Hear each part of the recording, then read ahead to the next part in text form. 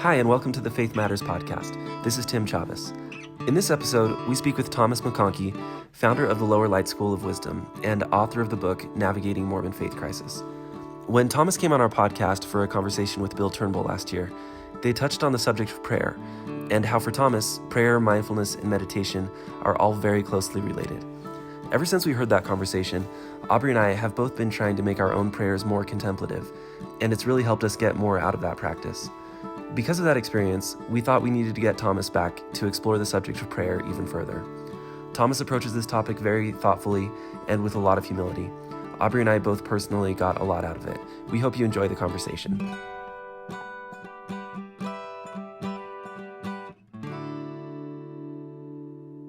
Hi, everyone, and welcome to the Faith Matters podcast. I'm Tim Chavez, and I'm here with my wife, Aubrey. We are honored to be joined today by Thomas McConkie.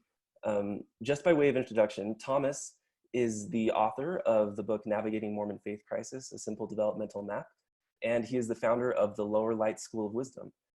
He's been practicing mindfulness and other meditative techniques for 20 years and studying their effects on human potential.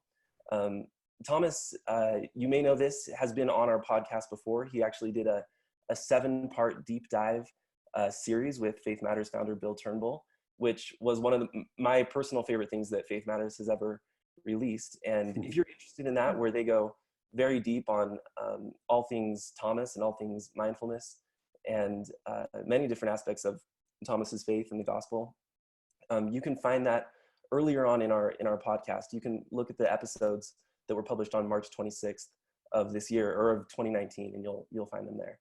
So thank you, Thomas, so much for getting on with us today. Happy to be here with you too. Thank you.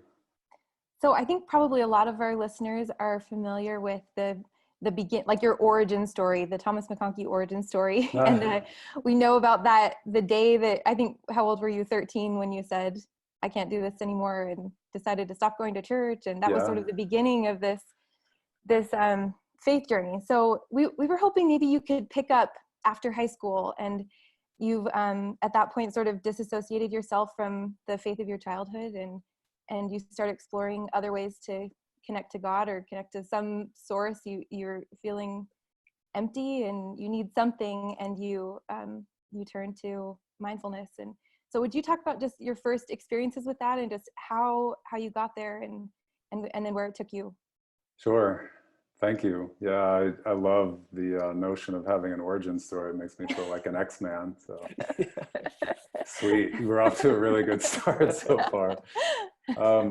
You can steer me here, for better or for worse. When you asked that question, I had an image kind of flash across my mind. When I just turned 19 years old, I realized that I probably wasn't going on a mission. You know, I mean, I was of the mindset that, well, you never know, but I felt pretty confident, like it just doesn't feel like the winds of my life are blowing me in that direction. And I could also tell that was going to be very problematic for my family and, you know, the environment I'd grown up in. So I just kind of disappeared into the night one evening and showed up in Southern California and just decided I'm not going to tell anybody where I went, and I'm not going back. I'm going to skip around here, but here are the two images that came to me. I'd been in California just a matter of days when I was boogie boarding at Laguna Beach, and I got picked up by a really big wave and just smacked like right on the floor of the ocean, and it fractured my scapula. So if you imagine, like, there was enough force of the wave to actually break my scapula. Oh my gosh. Wow. And I remember just kind of crawling out of the ocean, wanting to throw up and just being happy to be alive. And here I was, you know, like a 19-year-old, feeling like I had no home left to call home. I'm in this, you know, like new place in the world, and I'm broken, and I have to get a job and, you know, start making ends meet. So that was something that came up when you were like, so like origin story, what happened around age 19, 20? I'm like, oh, well, I almost died. And then fast forward a few months, and I found an apartment in Long Beach, California, which is, you know, several miles up the coast. And my roommate at the time, you know, made friends with a guy at the local watering hole who actually had a crack habit. So this was interesting. There's a guy, now I'm in some rough part of like outer LA. My shoulder's kind of healed and I have a few bucks in my pocket. So I'm not in panic mode, but I'm definitely not stable, secure. There's a guy who like comes by our house a few times a week to spark up on our patio and smoke crack. And that happened to be the place where I also meditated, because I was really at this point, 19 years old, was a pretty diligent meditator, and it had become a spiritual lifeline for me. And the patio, if without getting into too much detail, it was on a really busy street, so lots of cars whizzing by. There's just a thin wall that separated us from traffic. And like the gravel they'd poured into the concrete was really sharp and jagged, so it was very uncomfortable to sit on. It was a difficult place. So think like main thoroughfare in LA / like crack den / like sharp stones like poking into your ankle bones. It's really uncomfortable. And yet here's hopefully this story redeems itself. But I remember just out of the blue one day I was sitting and I was in a lot of physical pain and I was in a lot of emotional pain. And out of nowhere, with no kind of warning sign, everything just subsided. Like all the pain, all the jagged edges of the entire world, they just completely smoothed out. And I just felt like I was illuminated from the inside out by this almost unbearable love. Wow. And at that point, it was really a learning moment for me, because my life was quite rough at age 19. I wasn't living in a safe neighborhood. I didn't have like much of a steady stream of income. I felt just emotionally devastated by the falling out I'd had with my family and the church. And yet here was this just unflinching grace in my life, as if to say, like, it doesn't matter where you go. I'm right here with you, lighting the path, and you're holy to me. And it really gave me confidence to, it's like, well, conditions, I hope conditions don't get worse than this, but if they do, I have a sense of how I might meet even worse conditions.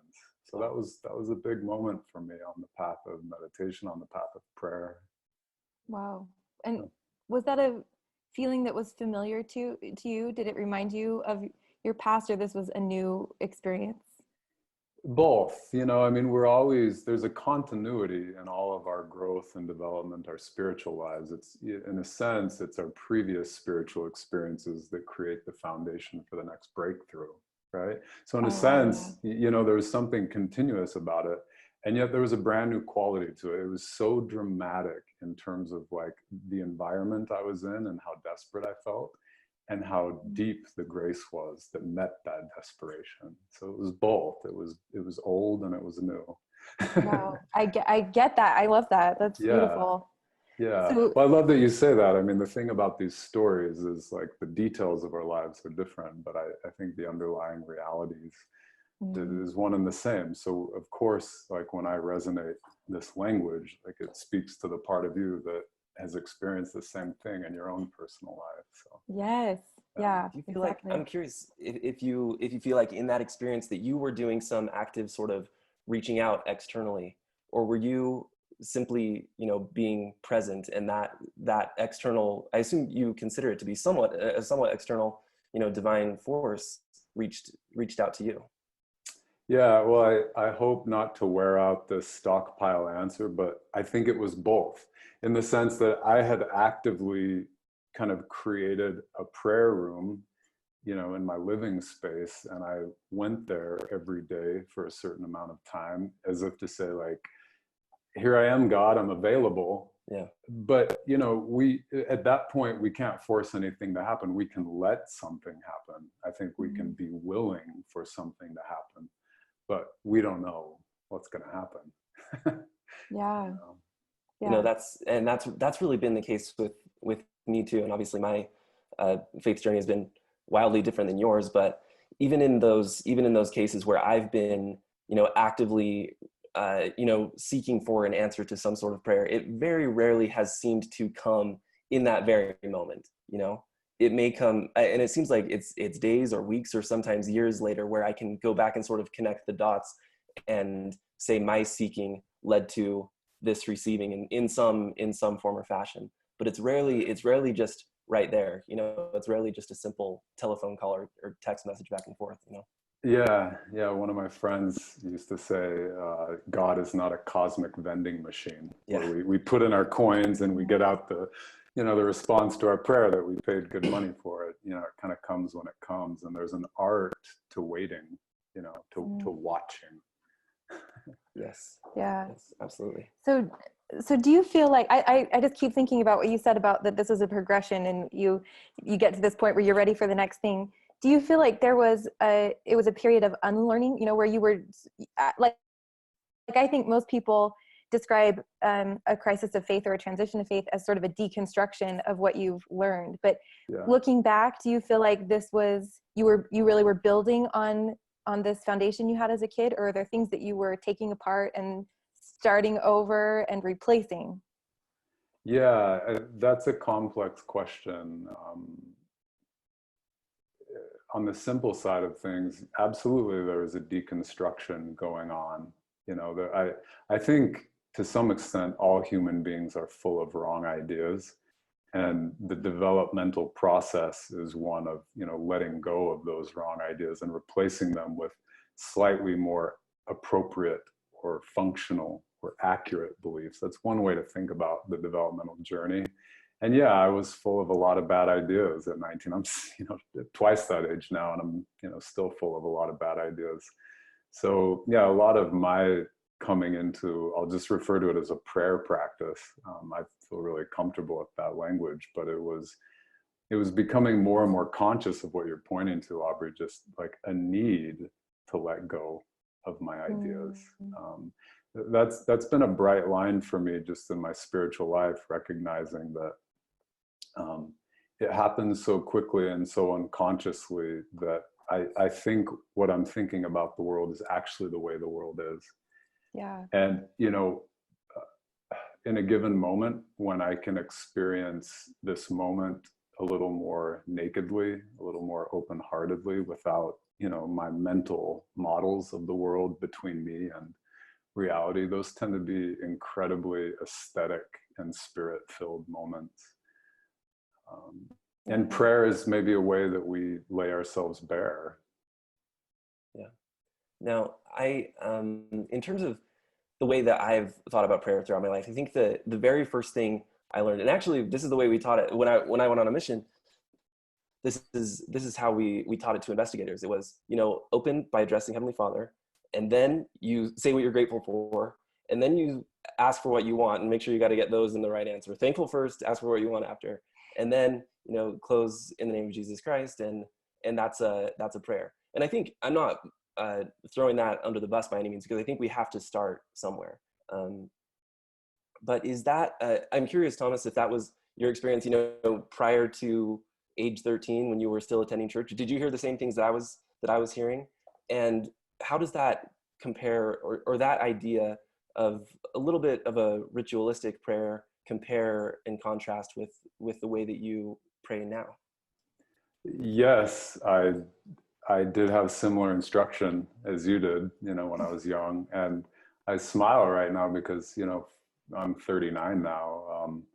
I still pray that way often. Not always, though. Maybe, when I was 12, maybe I almost always prayed that way. Yeah. And now maybe like a poet might kind of shift between different meters and forms. There's a sonnet, and then there's the wild Walt Whitman open verse, and there are different kinds of poetry that have different kinds of effects. And I appreciate being able to shift across poetic forms in prayer life, you might say. I'm curious what specifically you feel like is valuable about that type of petitionary prayer. Yeah, well, so I feel my anxiety building, and so I need to say something just so I can relax as we talk about this. We're having a conversation about prayer, and you two are good enough to invite me on to share my views on prayer. But I don't really know what prayer is. right? Maybe you and everybody already knows this, but I just want to name it that, you know, I have ideas, some more wrong than others, about what prayer is, and I'm learning what prayer is. So I really take this as kind of an open-ended exploration of what prayer might be. So, okay, I feel better already.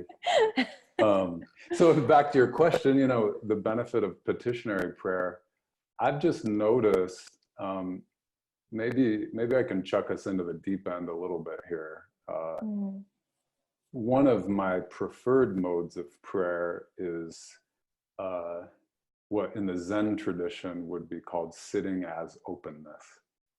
And even if you have no Zen training, just to hear those words, I think it would evoke something in all of us, like sitting in openness.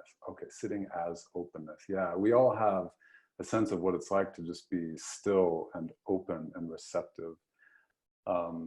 I love that form of prayer because it brings all of the activity of my body, mind, heart to, you know, a whisper, and even, you know, quieter than a whisper sometimes. And in those moments, I feel most intimate with the divine. And that's incredibly powerful and restorative to me. And it gives me profound faith and hope to live this life and to just trust in the basic goodness of life itself and God's presence in all things. And yet, if I just hang out as openness all day, if I just hang out as formlessness all day, there's no form to that. Like at some point I need to get up off my cushion or off, you know, like, you know, the chair that I pray in, and do something with my life, express something, hopefully let the Spirit express something through me. In other words, petitionary prayer to me is a really powerful movement in the direction of channeling Spirit through my unique heart's desires and my own talents and my own gifts. And petitionary prayer, I think we could call, I don't think it's a stretch to call it a celebration of the unique self, right? Because every prayer is unique to an individual, and like the prayer in your heart can only be prayed to a living God by you and through you.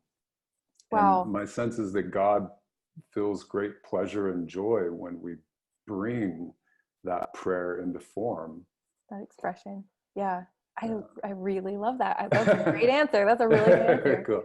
I love Mindfulness Plus. And I think you were the first person who really introduced me to this idea of this openness and trust in life and just this radical acceptance. And that really led to lots of exploration in that area. And the thing that I felt always confused by, though, was when you are resisting something, you know, when there's something that feels like it's causing suffering and I want to pray it away, you know, that's what feels so natural, is I want to pray and believe that God will change this for me. And so could you talk about that tension, and when do you accept and when do you believe that God could change? Because I think that's why I struggle with petitionary prayer now. It was becoming this nightly list of anxieties that I wanted God to take away. And I feel so much more inner peace by just saying, I just accept them. I accept this uncertainty. I accept all of these things I don't know. Like that gave me so much more peace than like begging and resisting and hoping that God would change it all. Yeah. Yeah, you guys are really going for it in this conversation. These are big. Yeah, I mean, I have some feelings about that. I have some reflections just in the moment. You know, nothing final about it, but certainly a lot of curiosity, like yourself.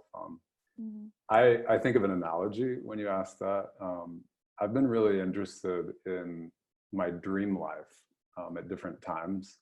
Right now I'm in more of an ebb. Sometimes I'm in more of a flow, and I'll keep a dream journal and I'll really like go deeply into what's happening in my dream world. And something I've observed over the years that's interesting. So dreams are generated, we could say, by our own mind, right? So a psychiatrist will say something like, well, when you dream, you're every character in the dream.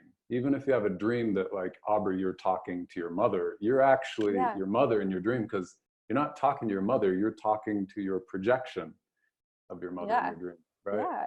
So what's interesting about that to me is that, like, why should dreams be so surprising then?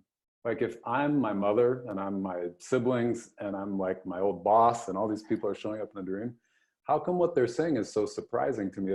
If I'm the one saying it all, shouldn't I know what I'm going to say? So maybe this analogy, I have this innate sense. I do a lot of teaching and workshops, and I have a sense when I'm in an analogy and people are like, okay, you better be getting somewhere with this really quick. I'm losing my audience. But what I mean to say is, like, in response to your question, over time, I've experienced in my prayer life a kind of power of discernment. It's certainly not perfect. It's still growing and developing. But I've noticed a kind of sixth sense I have for, like, when is something coming from the little me, like the neurotic, anxious, ego, fearful, yeah, like the part of me that, wants to be in control of the whole program. And when do I say something or feel something in my prayer life that's genuinely surprising to me? That's where I was going with the whole dream analogy. We might have to edit that out because it's just terrible podcasting. No, I get that. Right. Yeah. So what I'm saying is, like, when we surprise ourselves in a prayer, that's an indication that something deeper is coming through us, that our prayer life is deepening. And my sense is there's no end to how much that can deepen and how much we can empty ourselves of a kind of, like, natural man, willful, rebellious spirit, and how much room we can make for the true self, like the truest part of ourself to come through in prayer. So that's an adventure in and of itself. That's interesting. Yeah. And I wonder, do you think it is really your true self that's coming through in those instances where you feel like, the right things are being expressed, or is that a divine connection? And we read this in D&C as well, that we can be given the words to pray for, right?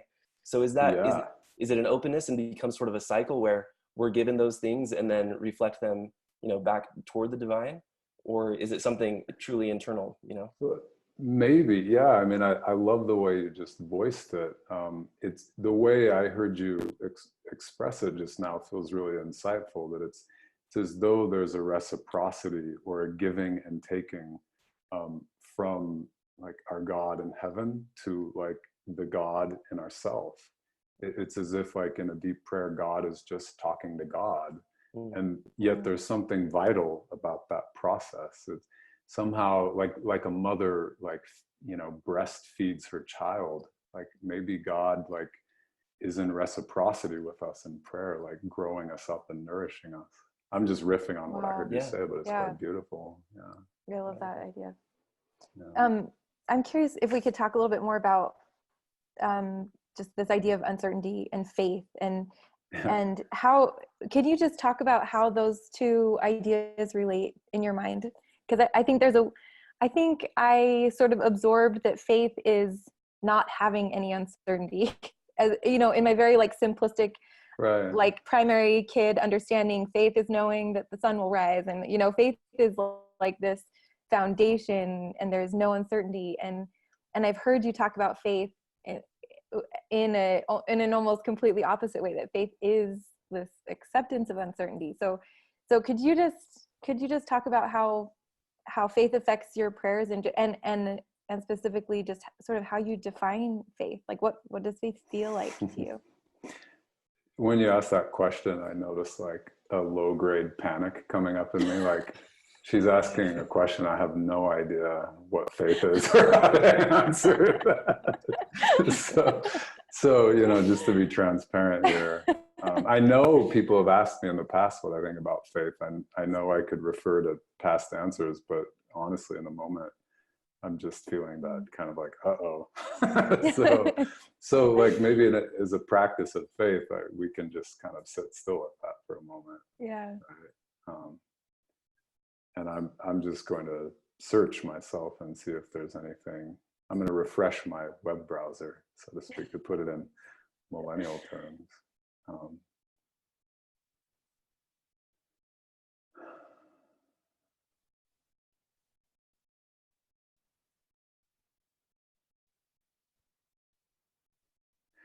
I heard a doctor once describe the way that living cells in the human body actually have no more than a few seconds of oxygen supply and food supply.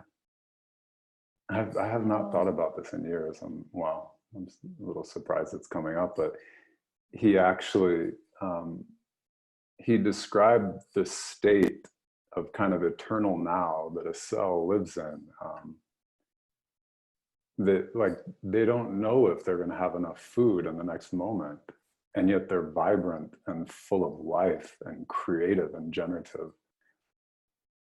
So in this moment, if the three of us and all those joining us, if we're like cells in a human body or some living body, faith is something like this trust that my manna is going to come, like I'm going to be fed. I don't know where it's going to come from.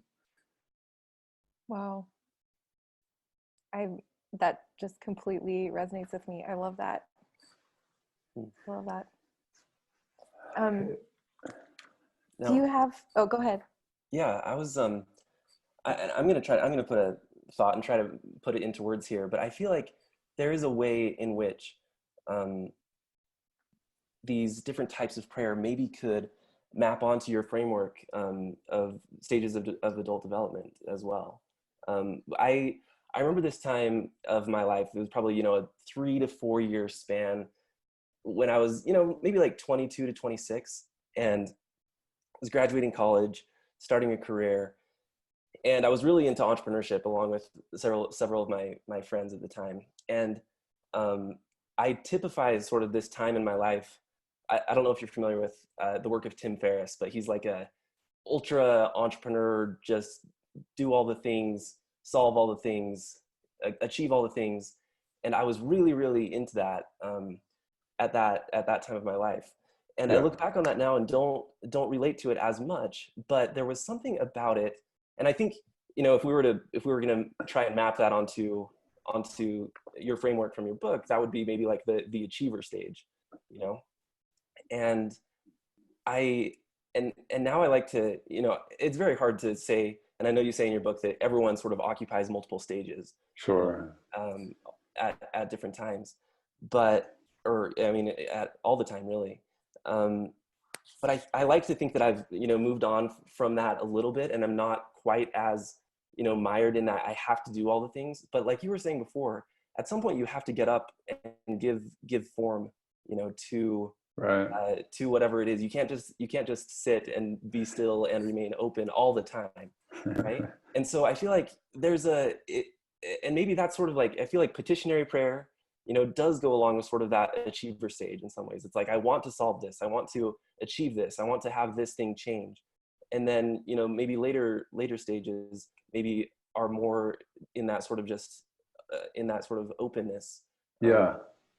And so I'm curious more generally, and we can relate this back to prayer, but I'm curious too, like if we have a desire to occupy at least partly those later stages, is it okay to jump into that achiever stage and say, I want to get stuff done? I was getting into a book called Atomic Habits by James Clear, and it's all about using the force of habit to get a lot of things done. And I was getting so excited about it, and I was like, wait, am I the same person I was 12 years ago? And I kind of lost my excitement, but at the same time I want to achieve things. And so how do you, I don't know, I'm just going to throw that out there and say, how do you tell those things?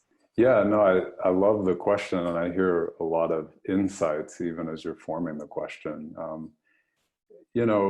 I tend to take a developmental perspective on everything. It just feels, it's not the whole picture, but it's an important part of the picture that things are in process and evolving and changing. That's been, one of the major insights of modern intellectual history, that something like evolution is happening.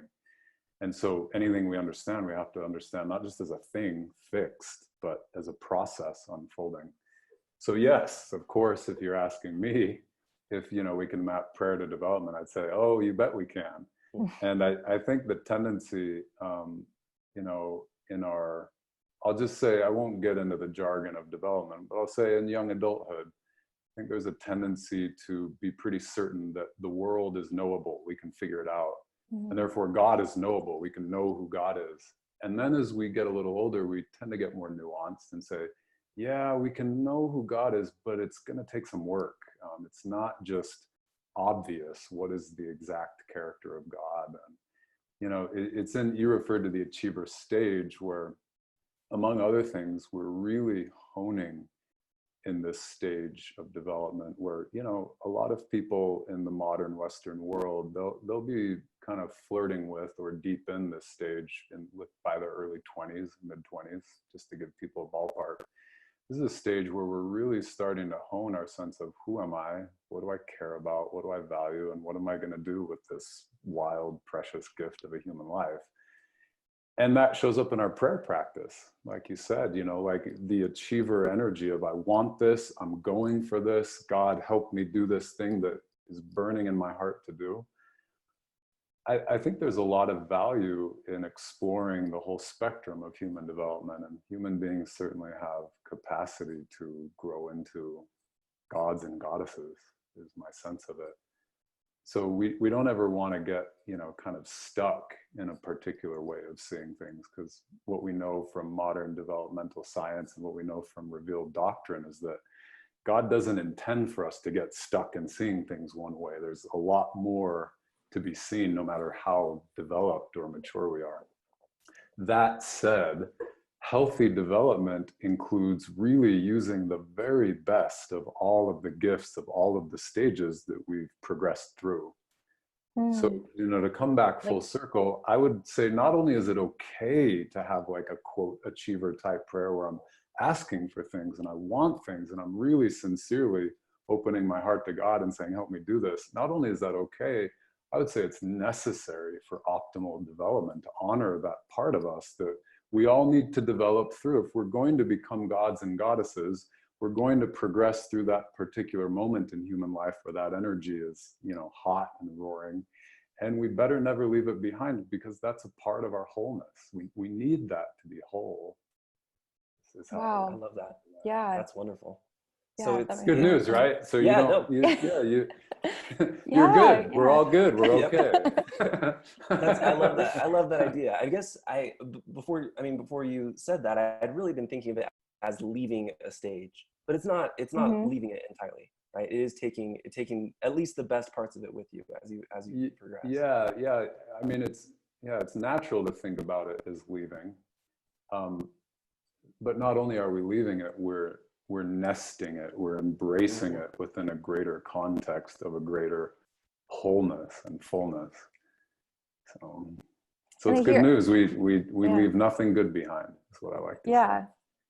I just love the way you're describing that, because I think I was starting to think that petitionary prayer was always just this like ego driven, like I'm trying to manipulate my life into what feels like like what seems good to me. And I like this idea that you can still be totally open and express who you are to God and ask for God's help with these like deep desires that you feel like are almost coming from God. You know, like I've never thought about how you can kind of have it all. It's a way to express that union that you feel with God. That's beautifully said. That's exactly what I'm saying. That's exactly my experience of it, that perhaps God needs us to pray these possibilities into existence. My experience is that when people offer a genuine prayer, it's birthing healing into the world itself, light and love. And like, we're God's vessels. Like if nobody's praying that into the world, that, you know, limits what can be born. So so yeah, keep praying, everybody. I really love that.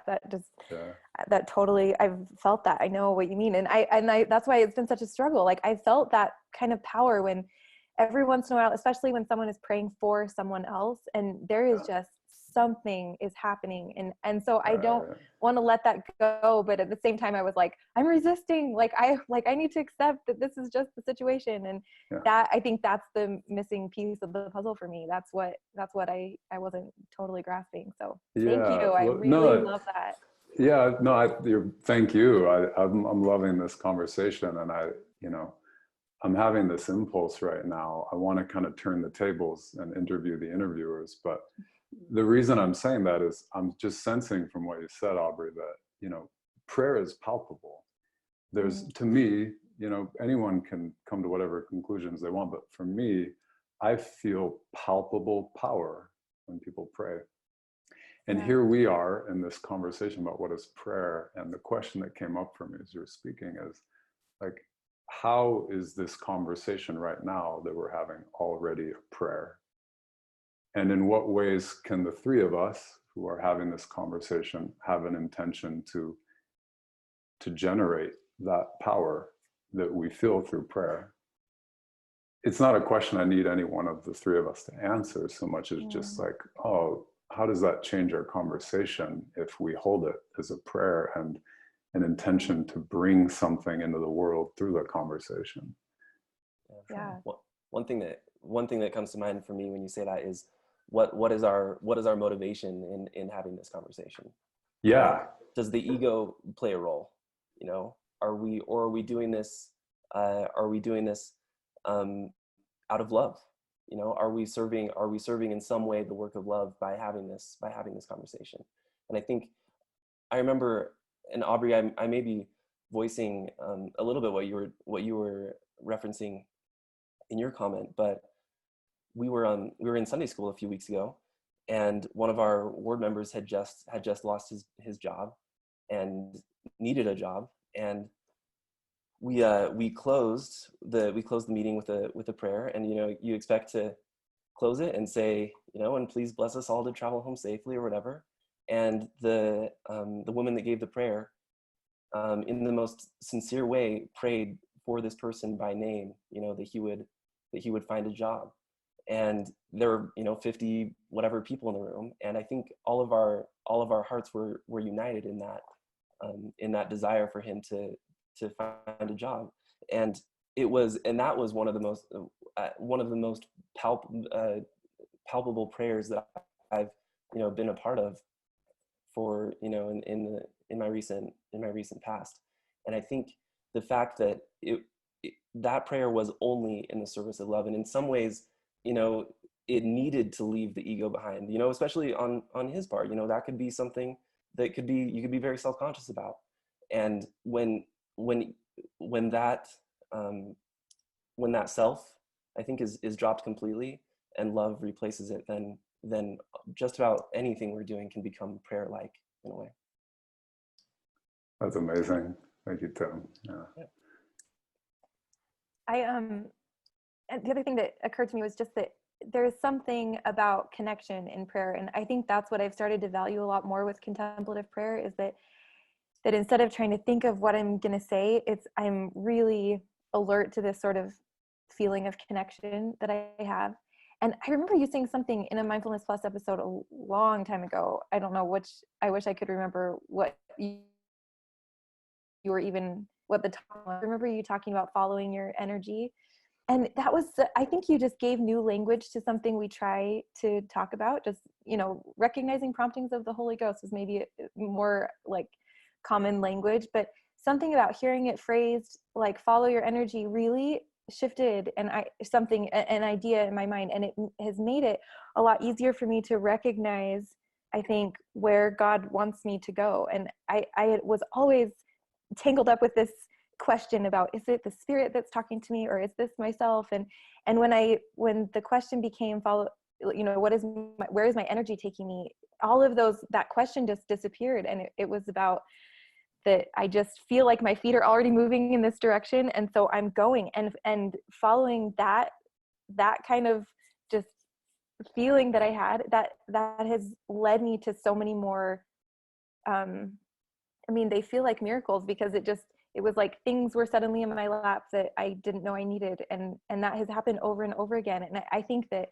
I really made it such an intellectual exercise to always decide, like, is this the Holy Ghost, or is this something about my brain? And when I could just put that all aside and just recognize that I feel like my heart is just moving here, and just follow that without question, I just over and over have seen this connection to people and to God that I've never really experienced before. So I feel that when you were asking how can it be a prayer, I think that's what prayer feels like to me now. It's this intense connection to, like, a horizontal connection to people I'm with and in conversation, and also this deep connection to something more powerful, which, I think is God. So beautiful. Yeah, thanks for sharing that, Aubrey. I'm really moved by both of you. Thomas, could I ask you a little bit about fasting? Sure, yeah, let's go. So Aubrey and I realized, I don't know when it was, maybe a couple of years ago, that fasting had become a source of somewhat significant anxiety for us both. I think in part because it's so tangible, and in part because you expect it's sort of like the ultimate way, the ultimate prayer to bring about some sort of change, right? When we think of fasting, it's often with, as I say, with a purpose. And often the purpose is external, and I think often the purpose is loving in some way. But for us, for me in particular, and Aubrey, you could share how it made you feel too, but often when we would fast for something like that, it would be the sort of thing where, number one, I guess there's that question of, like, well, how long am I really fasting? Like, if church ends at 1 and I ate at 2, did I really do the 2 meals? And if if I didn't, then are we gonna get the blessing? And or not? We missed the point. Yeah. Well, definitely, but we if the person that I'm fasting for isn't blessed in this way, then is it going to be my fault? And did I not have enough faith, or did I not say my prayer before, my prayer after, or whatever? And obviously, I'm exaggerating a little bit. Like this, it was a little bit more thoughtful than just that. But we decided between me and Aubrey to take some time for our fasts to only be fasts of gratitude. And so there was no blessing of any kind attached to our fasting. And that seemed, and I think this is probably just indicative of a stage that we're in, and I'm not at all by any means saying that this is the way to do it.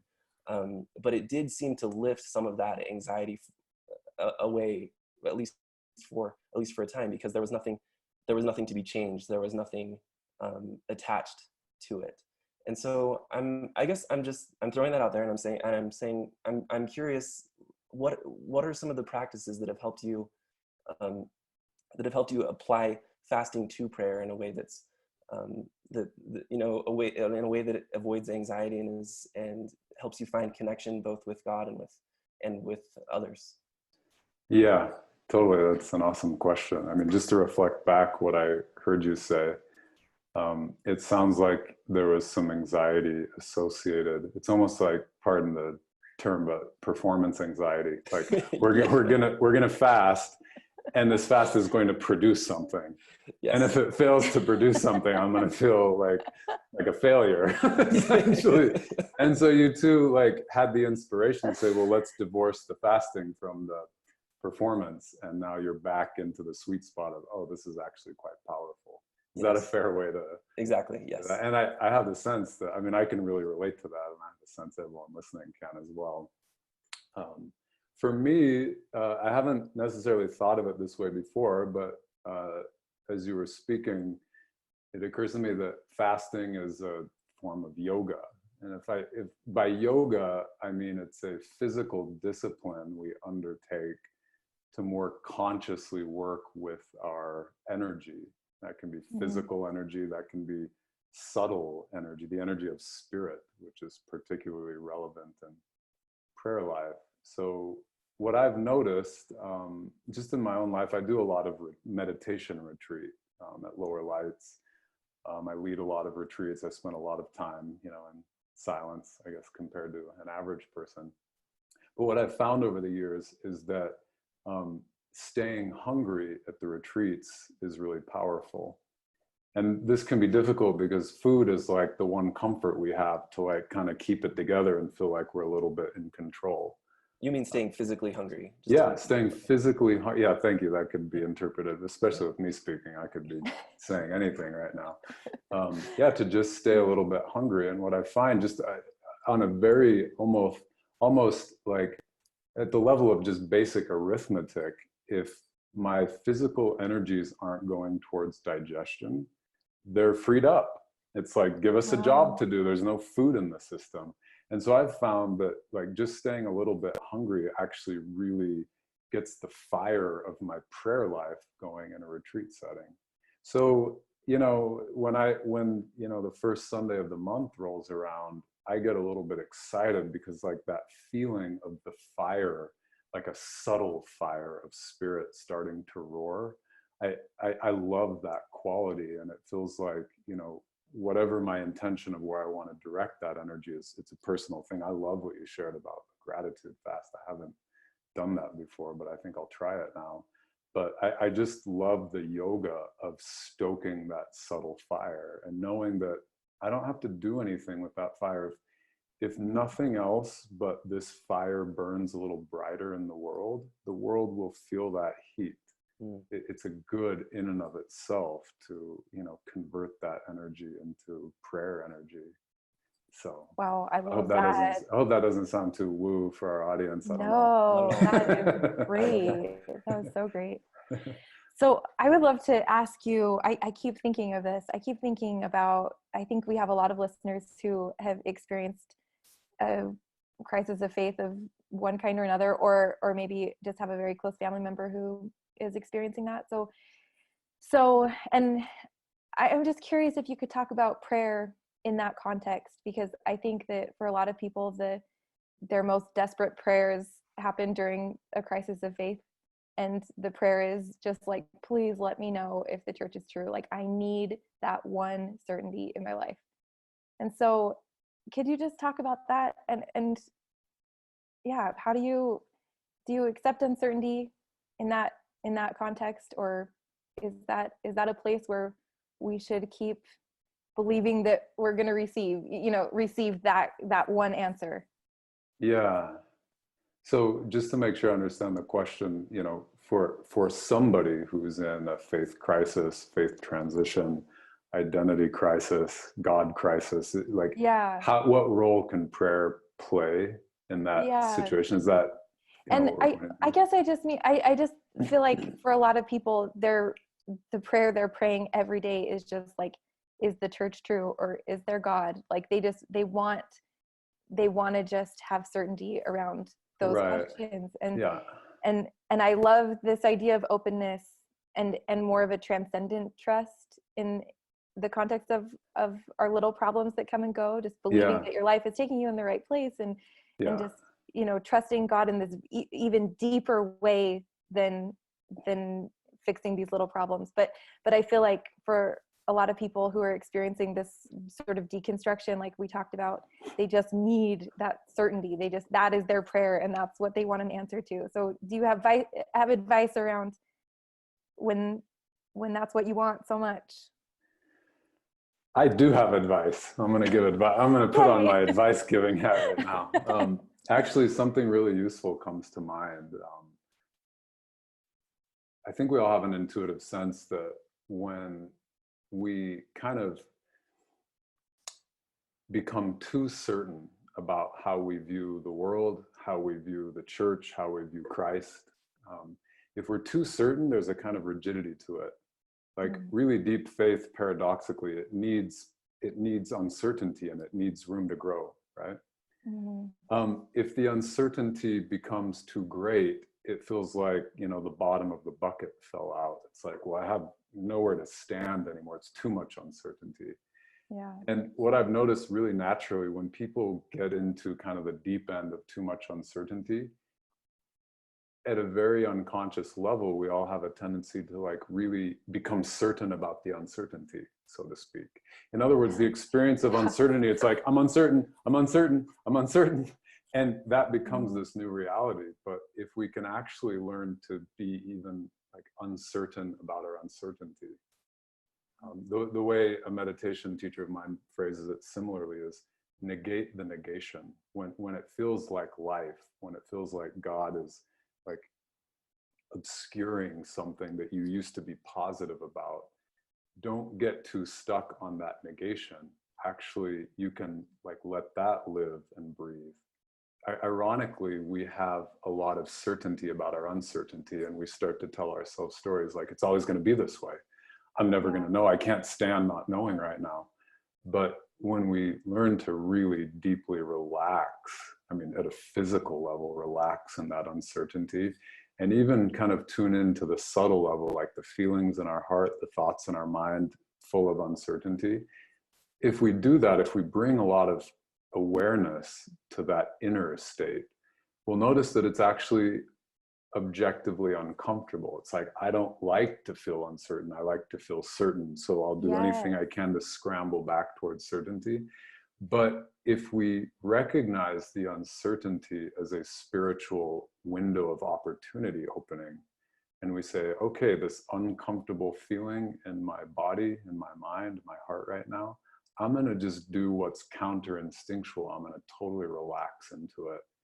And if it wants to get even bigger and more intense, I'm going to let it. And if it wants to shrink and get more subtle, I'm going to let it. I'm just going to let it do what it wants. And when we start to relate to uncertainty on that level, we tend to get an insight of like what's beyond certainty or uncertainty. What's the reality behind all of it?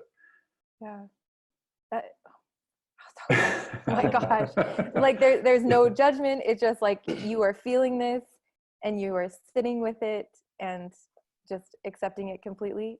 I mean, what does that look like? I just feel like I feel like there are so many people who just like are rewinding and they're going to listen to that part over and over. It is so uncomfortable. Like it's so painful to accept that you feel that uncertainty and then to not know if the uncertainty is ever going to go away. And so, so can you talk about like, what do you do when you wake up in the morning? Like if you are in that spot where you are just like, it's like it makes me think of like the Cruciatus curse. Is that what it is, Tim, on Harry Potter? Like it just feels like you are just tortured by this uncomfortable feeling. Or like when you talked about the gravel, like the prickly rocks, like it feels like that when you just can't stand not knowing and not knowing what to expect in a year or even on Sunday. You know, I think a lot of people are in that place where it's just so painful to realize that they don't know what they believe anymore. So what would you prescribe? You know, like is this a matter of sitting for 10 minutes and just accepting that feeling like you said, or is it about, I don't know, I mean, what can someone do physically or in their mind to just help accept that uncertainty and do what you're saying, just lean into it a little bit? Yeah, there's a skillfulness to it for sure. I won't get into like the different models I like to use with students and, you know, when I teach, but I can describe it in a really simple way that people can try out right now. Okay. If you look closely at this experience of doubt, uncertainty, loss of faith, loss of identity, actually on a physical level, it's uncomfortable. We'd rather not feel that way. We don't want to feel uncertainty any more than we want to feel nauseous. Right? Yeah. If we could take some medicine to make the nausea go away, we will. But if we look even closer at the uncertainty, what we find is that the objective sensation in the body and the heart in and of themselves aren't what is so excruciating. It's actually the sensation that starts to get tangled with and start to cross multiply with stories we have about the uncertainty. For example, if I wake up, the moment I wake up and I just feel this like kind of ache in my heart, and like before I even realize it, a split second later, there's a thought in my mind, I feel totally lost in the world. I feel hopeless. I don't know how I'm going to go on another day. it's actually that narrative that's the excruciating part. But if I can learn to just rest in the simplicity, the nakedness of just the ache in my heart, and just stay with that raw sensation and separate out any meaning making about it, even any emotional interpretation. Because when I do this with students, they'll tell me that they're dying, they cannot handle this amount of suffering. I'll say, well, where is that suffering in your body?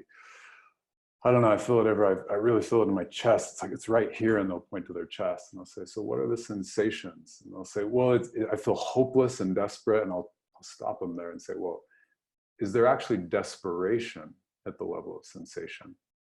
And at that point, they'll be like, oh man, I hate this guy, I hate when but if I guide them down, if we go beneath the emotional level of interpretation, the narrative level, and we just get into the rawness of the sensation. And we all have the capacity to do this as adults. When we get down to that raw sensation, we say something like, yeah, it feels like there's just like this kind of sour, pinching, aching quality in my chest. And when we get that bare bones, the next question is, will that achy, is it so achy that it's going to collapse your heart physically? Is it going to kill you? And usually the answer is no, it's really intense. It's really uncomfortable. I would rather not be experiencing it, but just as a sensation, I can breathe and I can be with it. Yeah. And as we practice breaking down our wrong ideas about what God ought to be doing for us, and as we get more intimate with the truth of our embodied experience, we start to develop a capacity to communicate with God on a whole new level. And we start to read the signals of our body as, new kinds of direction in our spiritual life. And we realize that this heartache was actually given to us as a gift to break through the wrong ideas we had in the first place about life. And a powerful presence comes through in the most excruciating of, signals in the body, and we realize, wow, I'm actually at the deepest level, I am intelligence, I am spacious, open, freedom, and spirit. And like Lehi says to his son in the wilderness, which is so touching to me,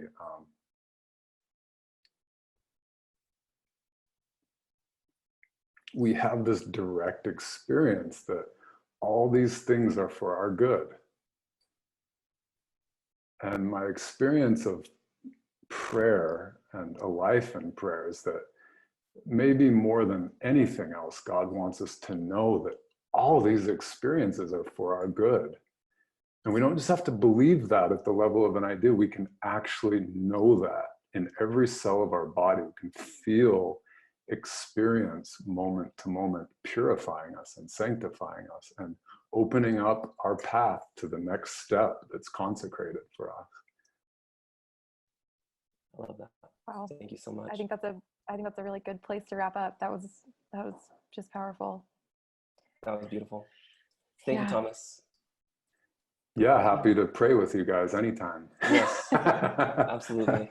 Yeah, really, that was incredible. Thank you so much. Yeah, pleasure to be with you too. Thanks for having me on. Thanks so much for listening to this episode, and we hope you enjoyed it. If you want to support Faith Matters, we'd love for you to subscribe to this podcast, like our Facebook page, or subscribe to our YouTube channel. We'd also love a rating on Apple Podcasts or a thumbs up on YouTube if you feel so inclined. Thanks so much for listening, and as always, you can check out more at faithmatters.org.